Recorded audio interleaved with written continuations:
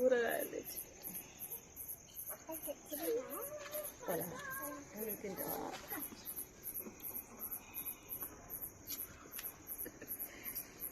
లే అయ్యా ఇష్టం వాడు. నేను కూర తెచ్చిన అనుకుంటారా?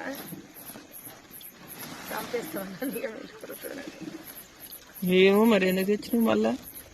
నేను అనుకుంటా అయ్యా. పాలకూర తెమ్మంటిగా. పాలకూర లేదా ఉరికిరా చిన్నమ్మలు.